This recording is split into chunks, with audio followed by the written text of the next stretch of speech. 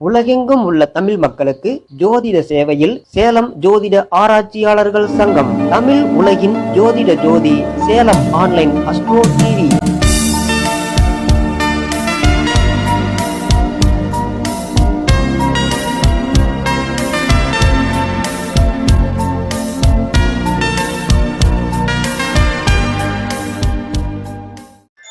அடுத்ததாக சேலம் ஜோதிட ஆராய்ச்சி சங்கத்தினுடைய 17வது மாதாந்திர கருத்தரங்க நிகழ்ச்சியில் ராஜரத்னம் ஐயா அவர்கள் சொற்பொழிவு வழங்குமாறு அன்போடு அழைக்கின்றோம்.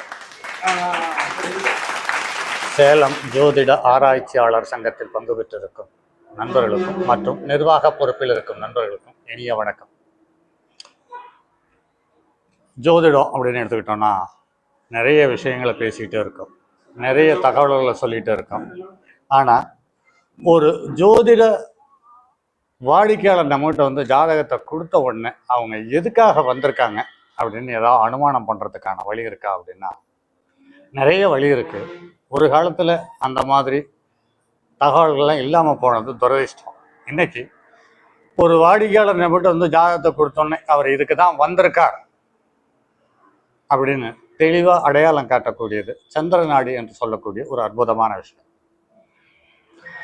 உங்களுக்கு எந்த தசாபுத்தி வேணாலும் நடந்துக்கிட்டு இருக்கட்டும், உங்களுடைய ஜாதகத்தில் வர்றது ஜாதகத்தை பார்த்த உடனே நம்ம அவங்களுக்கு துக்க தகவலை தரப்போகிறோமா அல்லது சந்தோஷமான தகவலை தரப்போகிறோமா அப்படிங்கிறத சந்திரநாடி தெளிவாக அடையாளம் காட்டும்.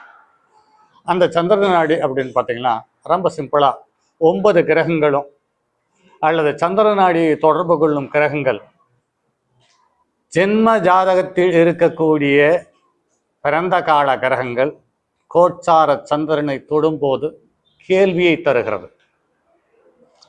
அந்த ஜென்மகால கிரகங்கள் இன்று தற்போது கோட்சாரத்தில் எந்த பாவத்தில் செல்லுகிறதோ அதுதான் பலன். இதுல 7.5 சனி, அஷ்டம சனி, அர்த்தாஷ்டம சனி, கண்டச்சனி இதெல்லாம் அது அப்புறம். அஷ்டமாதிபதி திசை, பாராதிபதியினுடைய திசை, 1, 4, 7 திசை இதெல்லாம் அப்புறம். 7.5 சனி நடந்துகிட்டு இருக்கு, எல்லா விதத்தையும் நல்லா இருக்காங்க. 5ஆம் இடத்துக்கு தசாபுத்தி நடந்துகிட்டு இருக்குது, மரணத்தை சந்திக்கிறாங்க.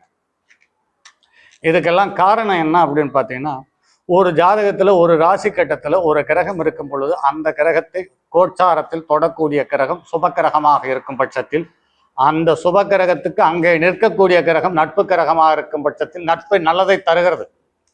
அது எந்த தசாபுத்தி நடந்தாலும் சரி.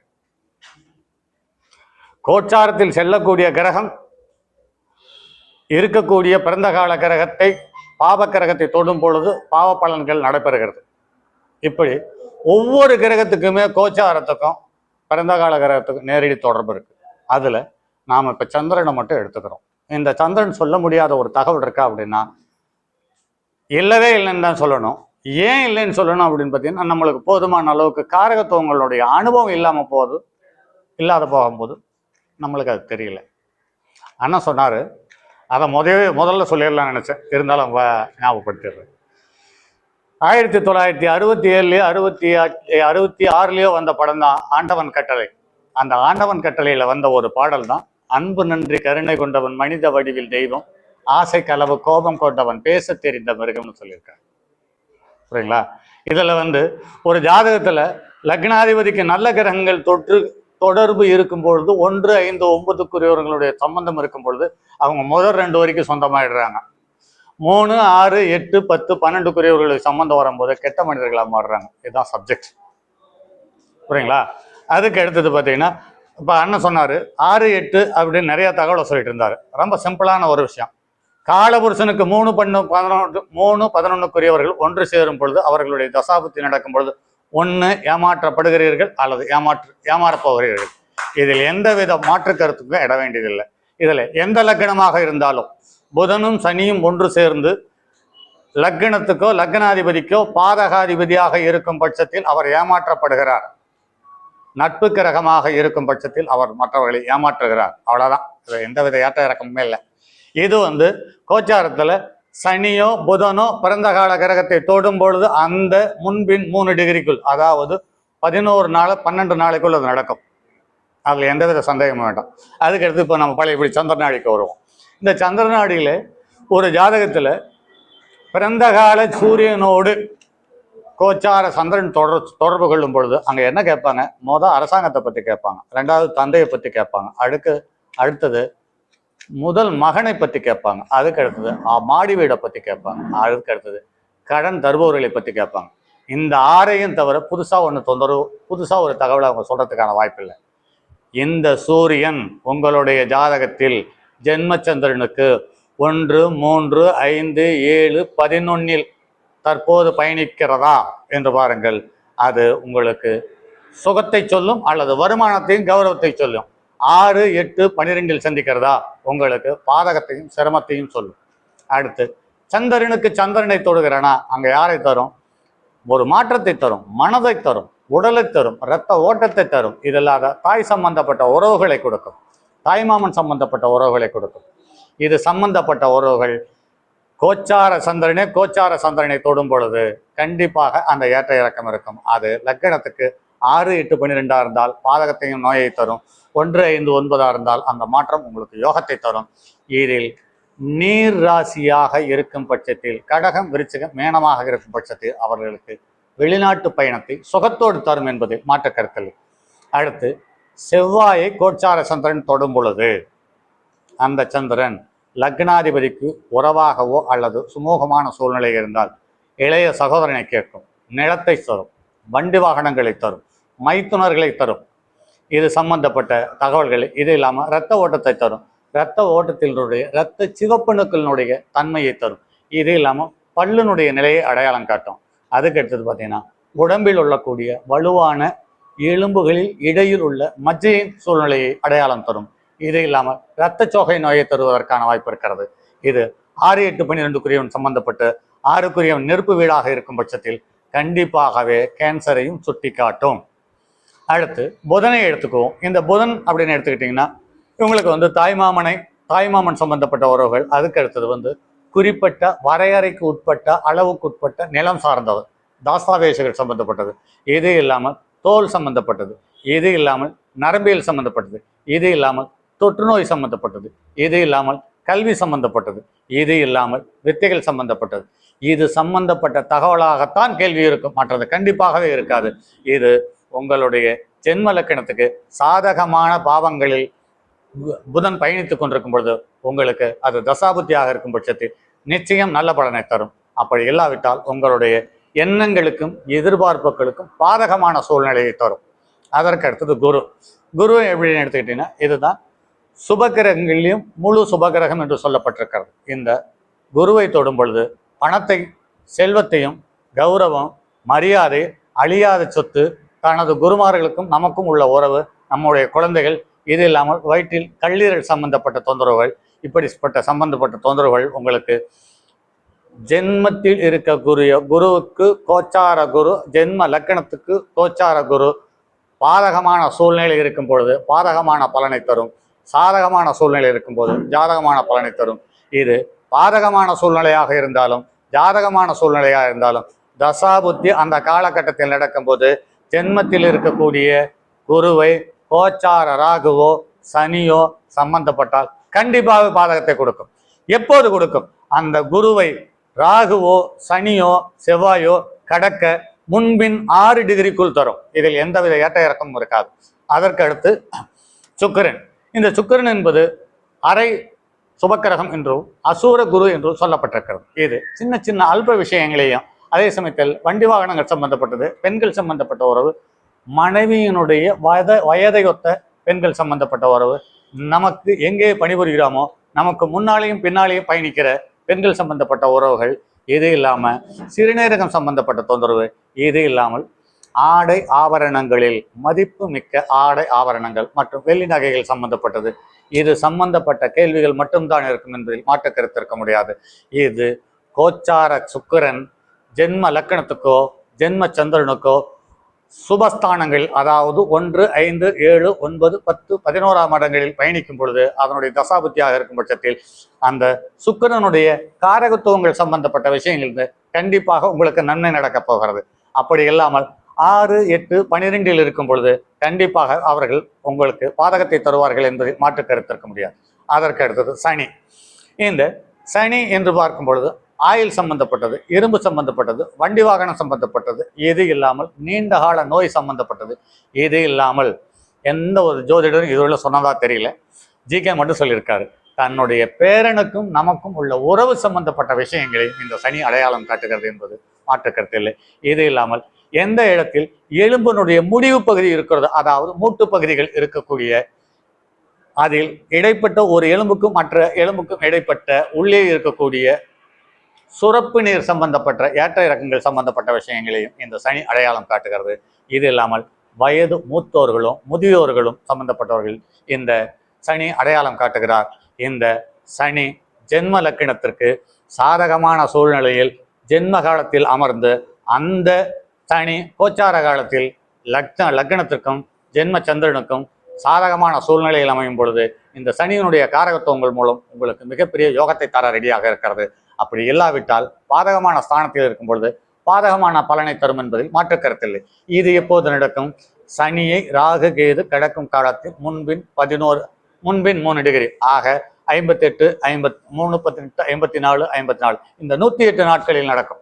அடுத்து ராகுவை சந்திரன் கோச்சார சந்திரன் தொடும் பொழுது ராகுவனுடைய காரகத்துவங்களான தந்தை வழி தாத்தா சம்பந்தப்பட்டது, பூர்வ புண்ணியம் சம்பந்தப்பட்டது, வெளியூர் பயணம் சம்பந்தப்பட்டது அல்லது செயற்கையாக உருவாக்கப்பட்ட அனைத்து விஷயங்களும் ராகுவை சந்திரன் தொடும் பொழுது யோகத்தை தருகிறது.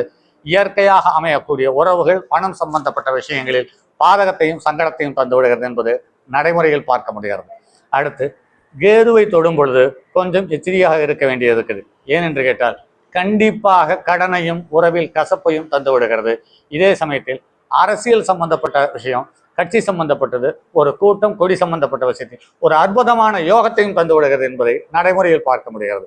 அதே சமயத்தில் ஜென்மத்தில் இருக்கக்கூடிய கேதுவனுடைய தொடர்பை கோச்சார சந்திரன் பெறும் பொழுது அது ஜென்மத்தில் கேது தன்னுடைய நட்பு கிரகங்களுடைய நட்சத்திரத்தில் இருக்கும் பொழுது தரமான ஜோதிடத்தையும் தந்து வருகிறது, தாந்திரிக பரிகாரத்தையும் தந்து விடுகிறது, மாந்திரியம் சம்பந்தப்பட்ட மந்திரம் சம்பந்தப்பட்ட உபாசனை சம்பந்தப்பட்ட விஷயங்களை தந்து வருகிறது. இது இல்லாமல் ஜென்மத்தில் இருக்கக்கூடிய கேதுவுக்கு குருவனுடைய தொடர்போ சனியனுடைய தொடர்போ இருக்கும் பொழுது இதனுடைய தசாபுத்தி நடக்கும் காலத்தில் மிக மிக எச்சரிக்கையாக இருக்க வேண்டும். சந்நியாசி யோகத்தையும் தந்து விடுகிறது என்பதை நடைமுறையில் பார்க்க முடிகிறது. அடுத்து இது இந்த 9 கிரகங்களுக்கும் உச்ச பலனை தரக்கூடிய, இதை விட மிதமிஞ்சிய பலனை தரக்கூடியது துணை கிரகமான மாந்தி. இந்த மாந்திக்கு நிகரான ஒரு கிரகம் இருக்கிறதா என்று பார்க்கும்போது நிச்சயமாக இல்லை. அது கோச்சார சந்திரனை மாந்தி தொட்டாலும் ஜென்ம மாந்தியை கோச்சார சந்திரன் சம்பந்தப்பட்டாலும் அங்கு ஒரு இறப்பு நிச்சயம். அல்லது இறப்பு இல்லை என்றால் ஒரு உறவிலிருந்து முழுமையாக விடைபெறப் போகிறோம். அல்லது நமக்கே மாரகாதிபதியினுடைய திசை நடக்கும் பட்சத்தில் மாரகாதிபதி சம்பந்தப்பட்டு லக்னாதிபதி கோச்சாரத்தில் பலம் குறைந்திருக்கும் பொழுது சந்திரன் மாந்தியை தொட்டால் அடுத்த 21 நாளில் மரணம் உண்டு என்பதை மாற்று கருத்தில்லை. ஒரு சினிமாவில் ஒரு பாட்டு இருக்கும், உலகம் எனக்கு ஒரு போதி மரம், நாளும் எனக்கு அது செய்தி தரும் அப்படின்னு சொல்லப்பட்டிருக்கான். புரியுங்களா? ஜோதிடத்தை நம்ம என்ன பண்றோம் அப்படின்னு பார்த்தீங்கன்னா எங்கேயோ தேடிக்கிட்டு இருக்கோம். அதெல்லாம் எங்கேயும் தேட வேண்டாம். ஜோதிடத்தை கத்துக்க யாருக்கு விருப்பம் இருக்கிறதோ, இந்த காணொலியை பார்க்கக்கூடிய நண்பர்கள் யாருக்கு விருப்பம் இருக்கிறதோ, எனக்காக ஒரு நாளைக்கு 10 நிமிடம் ஒதுக்குங்கள். உங்களுடைய நட்சத்திரம் எந்த நட்சத்திரமாக இருக்கும், எந்த நட்சத்திரமாக வேணாலும் இருங்க, அன்னைக்கு என்ன நட்சத்திரம் ஓடிக்கிட்டு இருக்குதுன்னு எழுதுங்க. அதுல இருந்து 108 நாள் தொடர்ந்து நிகழ்வுகளை எழுதுங்கள். 109வது நாள், இந்த 1வது நாள் என்ன சம்பந்தப்பட்டிருக்க, அதுக்கு சம்பந்தப்பட்ட நிகழ்வுகள் தாங்க தொடர்ந்து நடக்கும். இங்க பிரியாணி சாப்பிட்டுருந்தீங்கன்னா அங்க மட்டன் பிரியாணி சாப்பிடுவீங்க, இங்க மட்டன் பிரியாணி சாப்பிட்டீங்கன்னா அங்க இது முட்டையோட சாப்பாடு சாப்பிட்டுருப்பீங்க. ஆனா மாறாது. ஆனா இந்த 108 நாள்களும் 108 பாதத்தையும் ஒருத்தர் யாரும் ஈடுபாட்டோட பார்க்கறதுக்கு விருப்பம் இல்லை. கோடீஸ்வர யோகம் இருக்கிறதா, எனக்கு யோகாதிபதியினுடைய திசை நடக்குதா, அல்லது பாதகாதிபதியினுடைய திசையே நடக்குது, எனக்கு யோகம் உண்டா, இந்த யோகத்தை மட்டுமே தேடிக்கொண்டிருக்கிறோம். வாடிக்கையாளர்கள் மட்டுமல்ல, ஜோதிடர்களும் தேடிக்கொண்டிருக்கிறோம் என்பதுதான் கொடிய வருத்தம். ஏனென்று கேட்டால் இந்த உலகத்தில் சந்தோஷம் இல்லவே இல்லை, மகிழ்ச்சி இல்லவே இல்லை, தோல்வி எதுவுமே இல்லை, வருத்தம் எதுவுமே இல்லை. ஏன்னு கேட்டீங்கன்னா இது எதுவுமே கடையில கிடைக்காது. உங்க தாத்தா கோடீஸ்வரனா இருந்தாரு, அப்பா என்ன சொல்றாரு, என் அப்பா மாதிரி வாழணும் அப்படின்னு பையனை கட்டாயப்படுத்துறாரு. அதுல வரக்கூடிய சின்ன சின்ன அல்ப சந்தோஷங்கள் அந்த பேர குழந்தையும் தொத்திக் கொள்கிறது. புரியுங்களா? அதனால இங்கு வரவும் செலவும் ஒன்றே, செலவும் வரவும் ஒன்றே. உங்களுடைய அல்ப சுகத்துக்கு எது இது தேவைப்படுகிறதோ அது உங்களுக்கு கிடைத்தால் அது யோகம், அது சந்தோஷம். அல்ப சுகத்துக்கு எது தடையாக இருக்கிறதோ அது எல்லாமே உங்களுக்கு வருத்தம். இதுதான் ஜோதிடத்தினுடைய இயல்பு. வெற்றி தோல்வி என்பது, இங்க வெற்றி என்பது எதுவும் இல்லை, தோல்வி என்பது எதுவும் இல்லை. அன்றாட தேவைக்கு உங்களுடைய தேவையை பூர்த்தி செய்து கொள்வதற்கு பிரபஞ்சம் உங்களுக்கு கொடுக்கிறதா, நீங்கள் யோகமான புண்ணியவான். அன்றாட தேவைக்கு பற்றாக்குறை வருகிறதா, நீங்கள் ஏதோ தந்தை வழி தாத்தா சொந்தத்தில் ஏதோ செய்யக்கூடிய ஒரு புண்ணியம் பற்றாக்குறை இருக்கிறது. அந்த புண்ணியத்தினுடைய தடை இங்கே மிச்சம் இருக்கிறது. புரியுதுங்களா? அப்படி வச்சு பார்க்கும்போது உலகத்துல எதுவுமே எங்கேயுமே நீங்க புதுசா ஒண்ணும் தேட வேண்டாம். ஒரு சிம்பிள் ஒரு எடுத்துக்காட்டு, கன்னியா லக்னத்துல சந்திரன் செவ்வாயினுடைய நட்சத்திரத்துல போகுதுன்னு வச்சுக்கோங்க. அப்ப பாருங்க, உங்க கண்ணுக்கு அதுக்கு பச்சை மிளகா கண்ணுக்கு தென்படுதா இல்லையான்னு பாருங்க. அதே மாதிரி விருச்சிக ராசியில கேட்டை நட்சத்திரத்துல சந்திரன் சம்பந்தப்பட்டிருக்கான்னு பாருங்க. அப்ப பட்டு போன மிளகா, காஞ்ச மிளகா, வர மிளகா தென்படுதா இல்லையான்னு பாருங்க. மக நட்சத்திரத்துல ஒரு கிரகம் போயிட்டு இருக்குது, உங்களுக்கு தசாபுத்தி அந்தரமா போயிட்டு இருக்குது, மாங்காய் கண்ணுக்கு தென்படுதா இல்லையான்னு பாருங்க. இப்படி காரகத்துவம் நீங்க இன்னைக்கு ஜோதிடத்துல பெரிய வெற்றி அப்படிங்கிறாங்க, தோல்வி அப்படிங்கிறாங்க. நான் வெற்றி தோல்விக்கெல்லாம் வரல. இது இருந்தா இது நடக்கும். இது உங்களுக்கு சந்தோஷத்தை தந்தா அது வெற்றி, வருத்தத்தை தந்தா தோல்வி. இங்க வருத்தம் சந்தோஷம் அதெல்லாம் எதுவுமே கிடையாது. புரியுங்களா? இதெல்லாம் எதுவுமே கிடையாது அப்படின்னு எப்ப மனிதன் உணர்றான், நம்ம உடலை விட்டு நம்ம பிராணன் வெளியில் செல்ல எத்தனிக்கக்கூடிய 3 மணி நேரத்துக்கு முன்னாடி உணர்றான். அதை கொஞ்சம் முன்னாடியே உணர்ந்து பாருங்க, இன்னும் சந்தோஷமா இருக்கும். ஒவ்வொரு பொழுதும் நம்மளுக்கு இரவு பொழுது நம்மளுக்கு இனிய பொழுதா இருக்கணும்னா பற்றை அறுத்து விடு. இந்த பற்றை அறுப்பதற்கு எது உகந்த லக்னமாக அமைகிறது அப்படின்னு பார்த்தீங்கன்னா, சரலக்கணங்களுக்கு இது சிறப்பாக அமையும். ஸ்திர லக்னங்களுக்கு அந்த ஈடுபாடுலாம் இருக்குது. எனக்கு வெற்றிங்கிறது என்ன எக்கச்சக்கமா பாக்கி இருக்கிறது அப்படிங்கிறார். உபயம் என்பது கிடைக்கும் பொழுது வெற்றியா நினைக்குது, கிடைக்காத போது ஓ அப்படின்ட்டு போயிட்டு இருக்கு. அப்ப ஒரு ஜோதிடத்தை பார்க்கணும், கவனிக்கணும், ஜோதிடத்தை பத்தி தெரிஞ்சுக்கணும் அப்படின்னு பாத்தீங்கன்னா, கோடீஸ்வர யோகம் மட்டும் இருக்கிறதா அது மட்டும் போதாது. வாழ்க்கையில் ஜெயிக்கிறோமா அது மட்டும் போதாது. சரம் ஸ்திரம் உபயம் இதை தெரிஞ்சிருக்கணும். அதுக்கு அடுத்தது தர்மம் கர்மம் காமம் மோட்சம் இதை தெரிஞ்சிருக்கணும். அதுக்கு அடுத்தது தாது மூலம் ஜீவன் இதை தெரிஞ்சிருக்கணும். இந்த 3 கேட்டகரியும் இல்லாத வெற்றியை மட்டும் நோக்கி பயணித்து கொண்டிருப்பவர்களுக்கு கண்டிப்பாக உங்களுக்கு ஒரு காலத்தில் ஏமாற்றம் காத்திருக்கிறது என்பது எந்த விதத்திலையும் மாற்றுக்கிறதுக்கு இடமில்லாத ஒரு விதி. சரி நண்பர்களே, நான் ரொம்ப நேரம் பேசிட்டு இருக்கேன். அதுக்கு அடுத்தது பார்த்தீங்கன்னா, இப்ப நான் ஜோதிடர்கள் எல்லாருமே உங்களுடைய சொல்லக்கூடிய பலன் சரியா சரியில்லையா என்பதை தெரிந்து கொள்ள உங்களுடைய அலுவலகத்துல ஒரு ராசி கட்டத்தை போடுங்க. அந்த ராசி கட்டத்தை இன்றைய கிரக நிலையை புல் பண்ணி வைங்க.